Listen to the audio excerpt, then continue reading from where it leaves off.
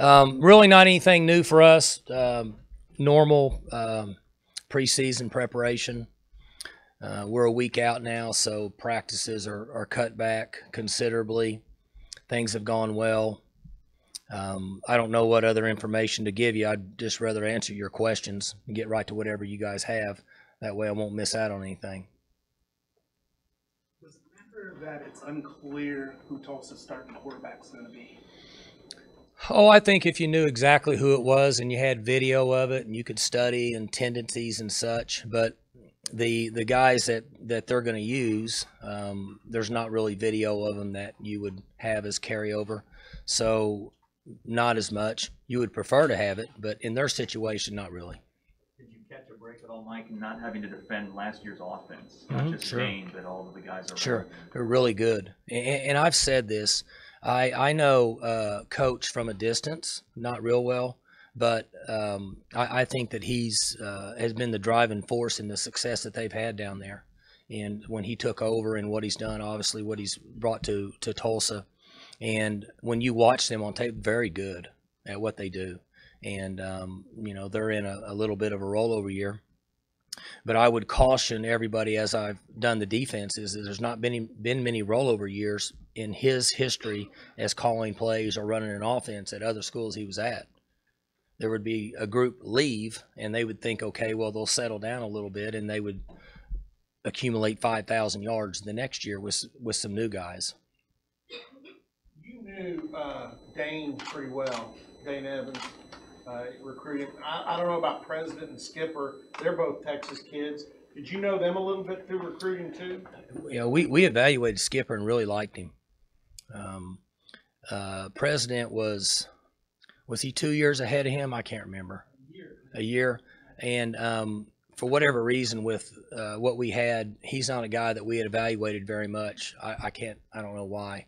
But Skipper's a guy we looked at and really liked him, thought he was going to be a good college player. Is there a plan for how you'll use your backup running backs, or do you? Is it a situational thing? How do you expect to handle that? The same as what we've done the last few years. Justice will get the majority of the work. If we feel like that he needs a break, we'll run a guy in. There could be times that we start a series with a younger guy, but my guess would be just if we think that he needs a break. It's one of the spots. It's one of the few spots you had some questions. Who's going to start there with camp? You know who it is now. Are you anxious to see how they do in a real game, real live action against? The fun part for us in games, for me personally, is during the season there's a lot of X's and O's that are involved on Sunday through Thursday, Wednesday really, and on game day you get to see how it all works, if the plan worked. Well, it's the same thing with a new player. How are they going to play in a live situation? We try to prepare them for it as much as possible. It's still not the same, but it's fun to see how they're going to play. Now, sometimes you're not as excited about what they do as you'd want it to be, but that's the fun part of what we do.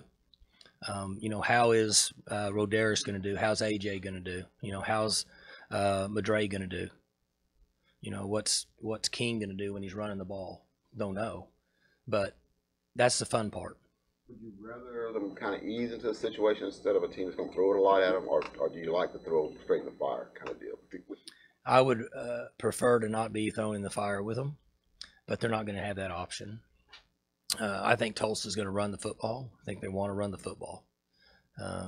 They're pretty good up front. They've got guys that can rush it, and based on their thought with the new quarterbacks, they'll run the football and then take their shots downfield.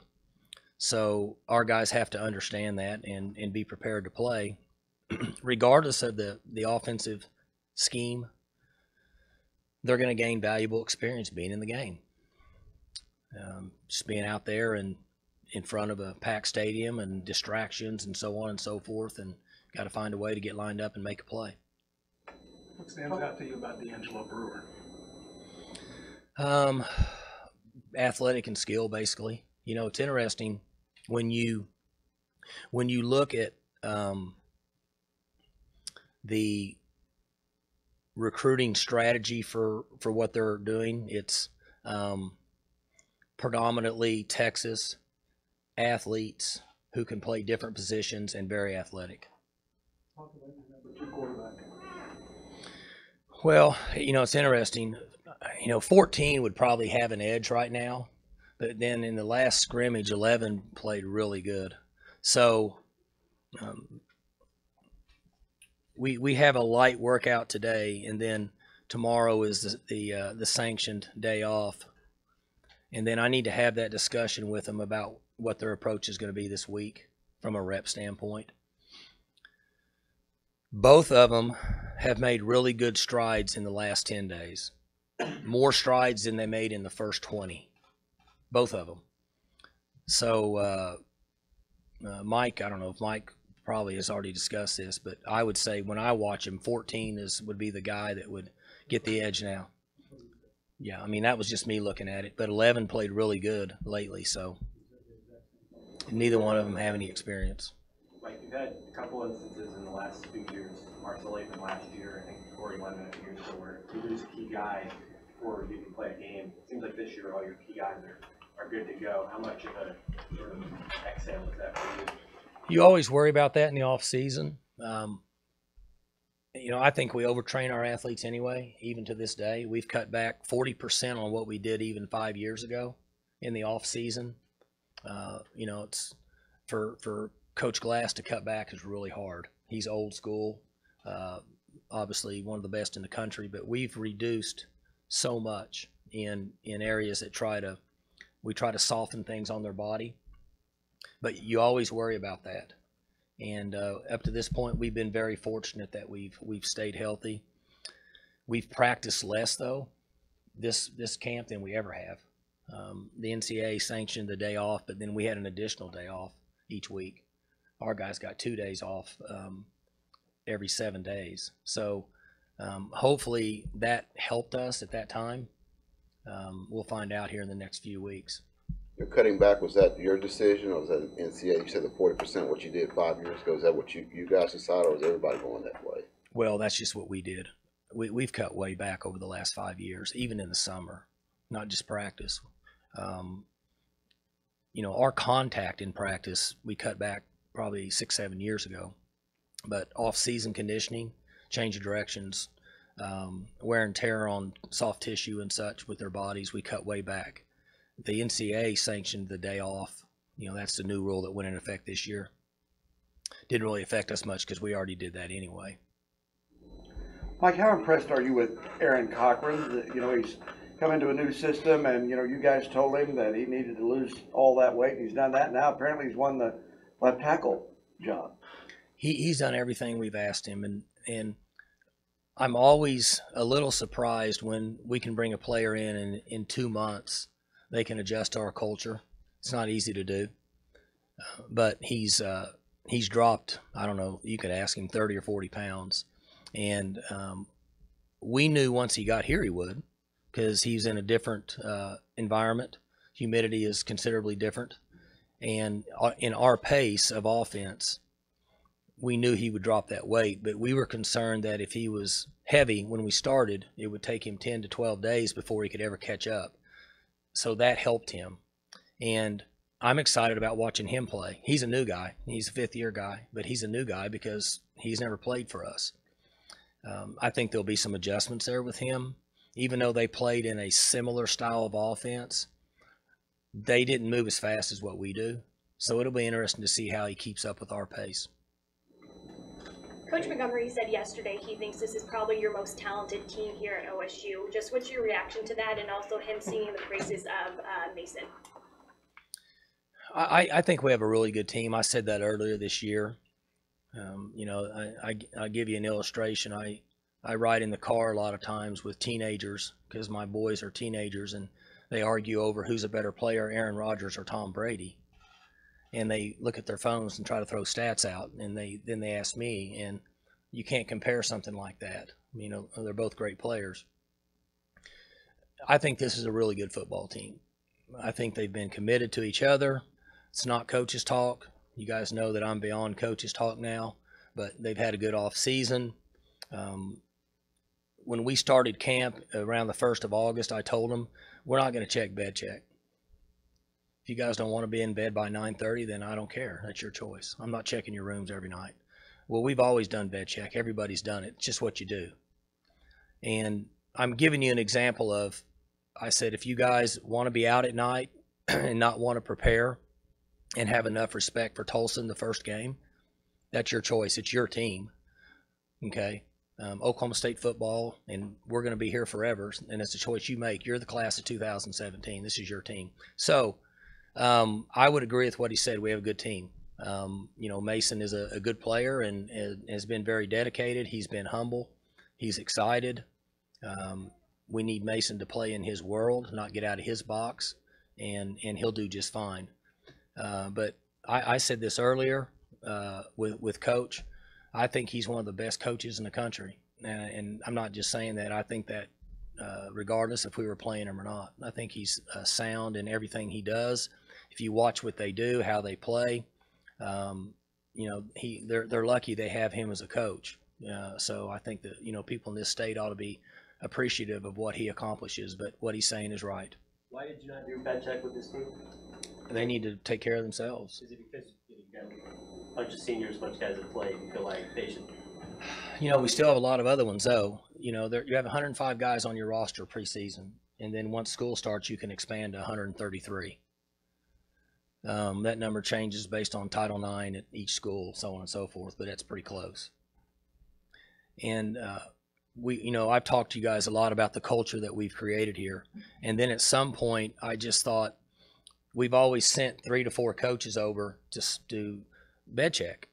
And it's not, you don't have the old athletic dorm like we had years ago. They stopped that. So you got to go all over campus. They're spread out all over campus. We got guys doing bed check for an hour and 15 minutes. So I'm thinking, okay, from a business standpoint, if we were trying to produce a product and sell it, and we had an assembly line that worked at night, and I had 4 people that weren't in that assembly line, and they're out chasing bed checking people instead of making a product to sell, it's not a very good business decision. I'm wasting my time. 4 guys at 1 hour is 4 hours of work. So I just told the guys, we don't have time to check beds. So you need to be in bed at 9:30. That's your choice. They understand sleep, the research, the studies on all the different things that sleep. We have the sleep thing going on now. They have that in their beds. So we get all that information in the morning on our computers, who's sleeping, when they go to bed, whatever. I know this sounds bad. Yeah, somebody else could be in the bed, and it could still register. I haven't asked if 2 people would register.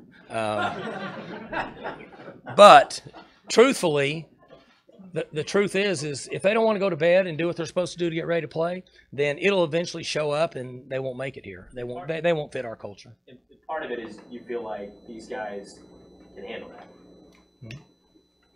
And part of it is that I've done this 28 years, and I've been a head coach 13, and I'm tired of checking beds. I mean, I'm being honest. I'm not trying to be sarcastic. I'm just being honest with you. They need to be responsible enough. It's kind of like your own kid. You have multiple kids. I have 3 of them. They're all different. I know which one I need to check, and the other 2 are okay, but I know which one I need to check. And that's kind of the way it is with these guys. But we have peer pressure is a big, big factor on our team. And so we ask the veteran players to coach the young players on and off the field, and we tell them, when we say that we don't have bed check, we need you to walk by the young guys that may want to go down here at night and say, listen, here's the deal. I wouldn't do it because you don't know what Coach Gundy's going to do. He may bring you in and talk to you. He may put you on the Stairmaster. He may just tell you need to go play somewhere else because you don't fit our culture. And I think that's going on right now. And it saves us a lot of wear and tear. Something else you did, Mike, and you may have done it before, but you did it maybe more than you've ever done. You put other voices at the end of practice in front of the team, analysts, strength coaches, young coaches. Did that accomplish what you wanted it to accomplish? It allowed us to define and give a pure definition of what the culture is for our team. There's so many people in our organization now. It used to be a head coach, you had a strength coach, you had a director of ops, and you had the 9 assistants. Well, it's not that way anymore. And as I've said before, we have 133 players, and we have about 65 people that work with our team every day. They're with academics all the time, so they know all those people. But in our building, your video staff, your equipment staff, your strength staff they're around, but they don't know their details. All the different analysts that we have in our building, even young coaches that are paperwork guys that are trying to get in this profession, they're there all the time. So we have an organization where you have people walking by people all the time and they don't know who they are. They don't know where they came from. I see people sometimes and wonder who they are. So I'm not doing a good job of getting to know everybody. What this allowed them to do is to tell their story. And you've heard some of them. And what I asked them to do was say, my name is so-and-so. I'm 28 years old. I'm from Cambridge, Massachusetts. I went to this school. I played golf. I graduated in 7 years. And I went and got a master's. And I started coaching at this high school. And I went to this Division III. And I went here and went here and went here. And what it did is our players realized how hard it is to get to a certain point in the world, in this profession. And they were kind of shocked. And then there was also some coaches that were able to tell them that I came from a broken home. My parents might have abused alcohol or drugs. I understand. So they could relate to some of these coaches, and they're all great stories. But what it did is brought us all together. And they realized that, hey, nobody's bulletproof, and everybody's got issues. And that's why we did it, and it worked out. It was really good. I would do it every year from this. I should have already done it. Coach, what do you remember about that 2011 rain delay game? Well, that was a terrible night for us. Obviously, with we lost Angela Spencer, but that was probably one of the most unusual game experiences I'd ever had. In the fact that when you get, or I should say, maybe y'all are different. Once you get over about 40, it's hard to stay up past 10 o'clock. And I don't know what time that game started, but I remember being on the sidelines and thinking, this is not going to look good if I am kind of dozing off. And I had to kind of like shake my head and stuff at times to stay awake. Plus, I'd burned all that mental exertion prior to the game and then in the dugout, or not the dugout, in the locker room, and tired and so on and so forth. But that was a long, drawn-out process. I think they changed the rules since then, right? Can't restart a game after a certain time. Maybe, is it midnight or something? I can't remember what it is, but I think they changed. There's some new rule because of that game. We're kind of trendsetters on new rules. Mike, you've talked in the past a lot about guys who love football and how important that is. Is Justice Hill one of those guys? I think so. The good thing about Justice and James Washington and some of those other guys is they don't hardly say a word. They don't talk. James, I was in a locker room and somebody had cracked a joke or something, and I actually saw James kind of smile and acknowledge communication. And I asked him, I said, James, that's the first time I've actually seen you change your facial expression in 3 years.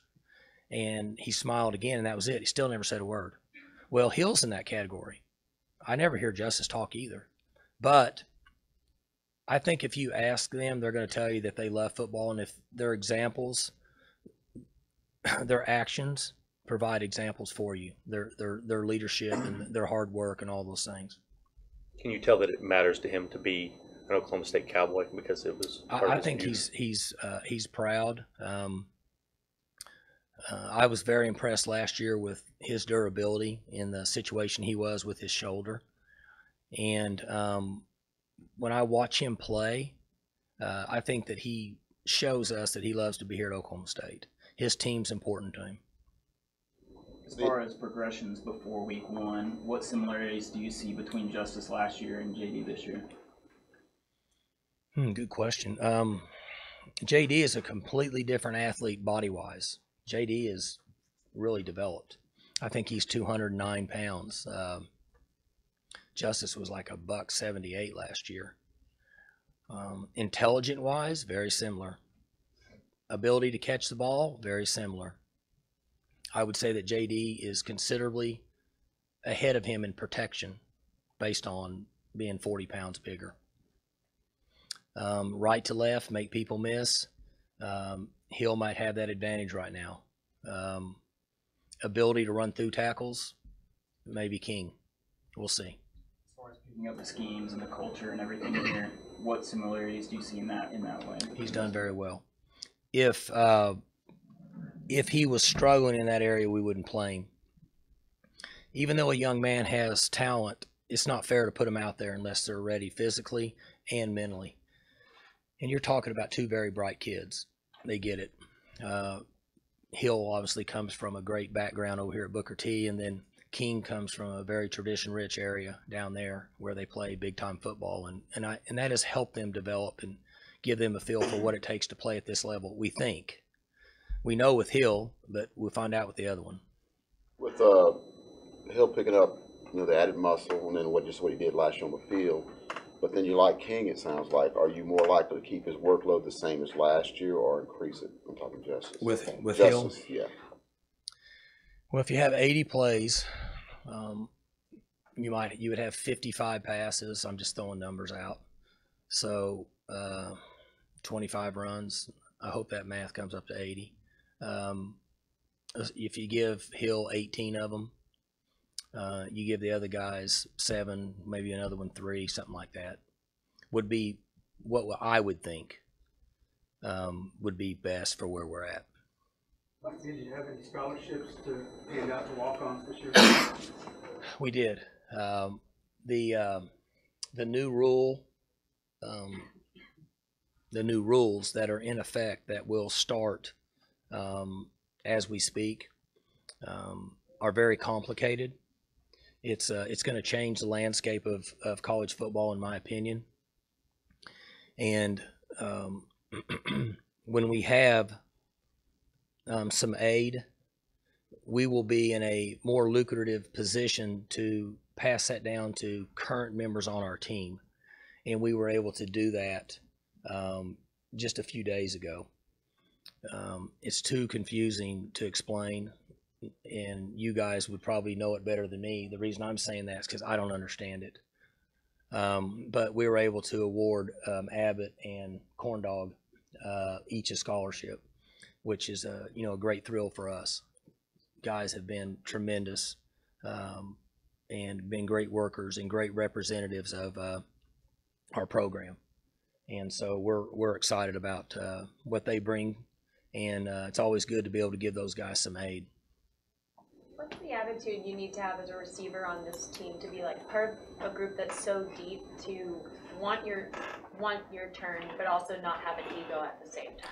You have to be unselfish, we talked about that down in Dallas a month ago, that there's a lot of guys, and if you're expecting to get 9 catches for 140 yards, it's not going to happen.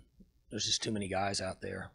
Now, in the long term, for their history, for their future, it's awesome. They're going to save wear and tear on their bodies, should help our team be able to keep these guys fresh. It's already surfaced in practice because their reps have been cut down 28%. Your James Washingtons and Lacey's and Aitmans and all those guys, they've gotten 28% less reps from August 1st to now than they did last year. Okay, and I know Aitman didn't play last year. His is 100% less, but the point is those guys, they've got 28% less work on their legs. Now, if we had a young man that was chasing statistics, we could have some issues because we're not going to have those statistics for those guys. There's not enough footballs to go around. Coach Dunn does a great job with them. They know up front. And in the end, most young men that come into our program have 2 things in mind. 1, to get a degree, and 2, they'd like to play this game and make a little money. Statistics means absolutely nothing to the NFL. They could care less. So that's the attitude that they have to have. Coach, you signed Enoch out of Butler this year. I'm just curious, what do you see in Butler Community College and Guyer High School and DeSoto High School and North Shore? What do you see as connectors between all those places for you? Are you talking about recruiting success? Yeah. I'm not sure. Recruiting is still a people's business, even though it's changed considerably and it's getting ready to change even more so. In the end, it's no different than a guy that sells a product door to door or down in the community. If you go buy a car from somebody and they take good care of it and they service it and you can trust them, and if there's an issue and they fix it and they don't nickel and dime you to death, you're probably going to go back and buy another car from that guy. Recruiting's the same for us. And our coaches have had good relationships with those guys, and we take care of their players. When we bring them in, we take care of them. And that doesn't mean it's always going to be perfect. We might miss. They may not be good enough to go to the level they think they are, and or they may not fit the culture, but we've provided them with that opportunity. So as a coach at one of those schools, you can say, hey, got no problem with you going to Oklahoma State. How much do you, just in general, not in the year you're playing them, just in general, pay attention to what Tulsa does, their program, and how they're doing and how they're doing things? Every year. I've said this from day one, and we've been fortunate enough here in Oklahoma over the last 6 or 8 years that we've had the 3 schools be double digits in wins. I mean, how lucky are you to have 3 schools that play at that level, and they're all successful? You know, it drives the economy. It keeps people in a good mood. I pay a lot of attention to what they do over there. We want them to win every game other than when they play us. We want OU to win every game other than when they want to play us. That's my opinion. May not be favorable, but that's my opinion. Speaking of OU, the Big 12 has never had a former coach on the playoff committee. Scoop said this week that you would consider it. Do you think it would help the Big 12 to have a former coach on the committee like the Big 10 and others have had? And then also, do you think Stoops would be good for that position? Well, certainly it'd help. I mean, you know, human nature is to always be swayed. You know, that you build a committee of 18 people. How many's on the committee? Close. If you wouldn't have known that, I'd have said 18. Just ran with it. You got 13 people. Well, they have human nature sways them one way or the other. They say they're not supposed to. I mean, I don't know that there's any committee. That's why when they pick a jury and trial, they make sure that they're not partial one way or the other. Stoops would be perfect for that. I mean, he'd be great for that. The guy's been around forever. You know, he's originally from up north. He's been in this part of the country. He sees it. He's pretty squared away and is level-headed. That's what it takes to me on that committee, in my opinion. And he's coached, and so he can go in there and give them good input because he can say, I know this is what you're seeing, but here's what it really is because I've lived this life. And he's done it recently. So he gets it. College football has changed a lot in the last 10 years with the passing, especially in the Big 12 with the offenses. And in some cases on the committee, you had guys that are more old school. Do you think that somebody in there maybe understands a little bit more about the nature of the Big 12 and how difficult it is to play defense would help in terms of the reputation of the Big 12 in that room? Well, I think everybody on the committee is awesome. Okay, first off. Just want to make that clear. I think they're all doing a great job. They're awesome, and they all deserve to be on there. Now, it would be really good for us to have a guy on there that's from our culture in this environment in the life we live because it is different. And regardless, it's no different than politics in Washington, D.C. There's a reason why the right wants the right and the left wants the left. So when they come time to vote, they'll vote for them. And so I think he'd be great for it.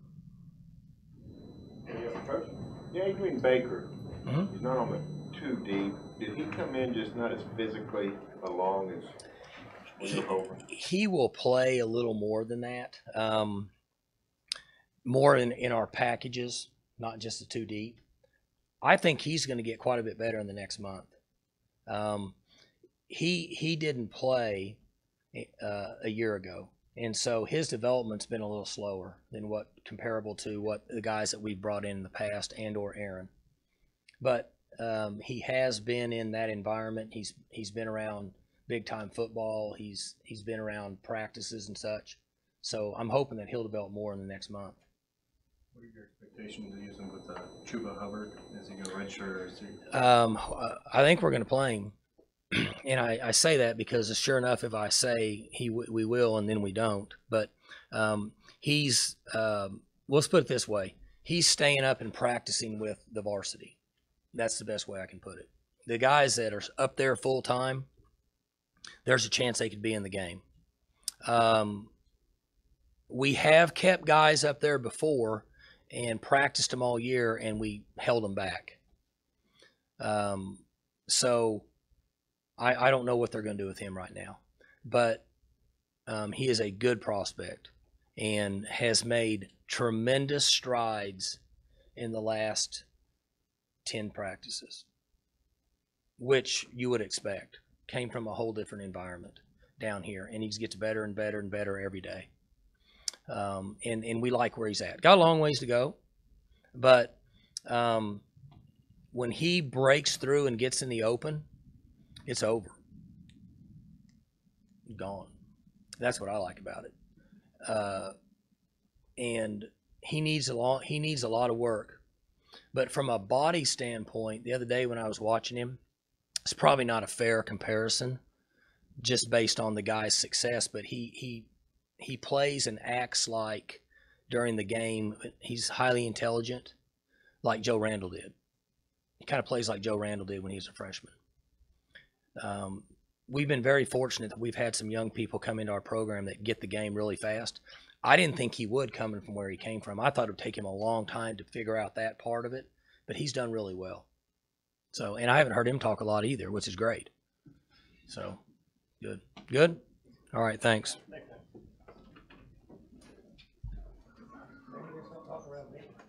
And just as a reminder, we have food over here.